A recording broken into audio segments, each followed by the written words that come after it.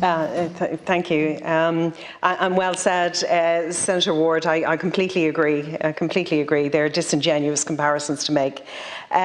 Minister, I suppose I'm someone who errs very much on the side of caution.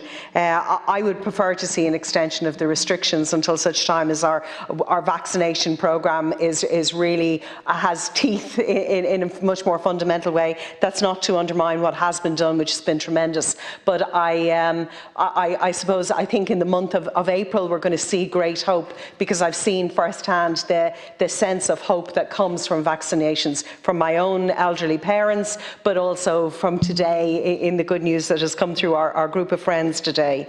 I think that the higher levels of restriction are manageable if we set targets on numbers. What are we aiming for? And then people see a progression towards that. If it's lower case numbers, if it's numbers vaccinated, if it's numbers in ICU, then I think that that's something that is a better target rather than any dates or anything like that.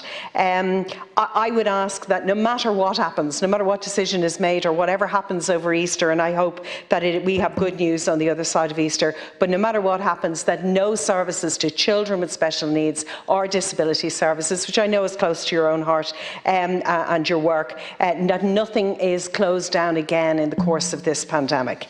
I think that we need children's activities beyond sport to be considered in a phased reopening, not just sport. Not all children play sport. Children also do drama, they also do dance. It was possible last year in the context of a marquee type setup where there was full ventilation. We can have masks, we can have proper social distancing, but still facilitate the non-sporty children. I think that's important. People in Dublin are looking at the Dublin mountains and they're tantalisingly close and yet beyond the 5 kilometres, so perhaps that could be considered also. I think the click and collect needs to be resumed. I think that we have a fundamentally unfair, and that's been well articulated by my colleagues.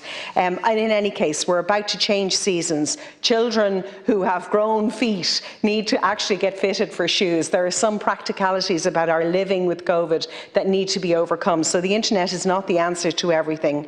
I think that in all, we need to maybe consider publishing the amount of vaccines that are expected to be delivered to the country, the amount that are actually delivered to the country, and then correlate that to the vaccine rollout. And I think in that context, the government will have been shown to do an extremely good job, and we will expose truthfully and transparently where the real gap has been.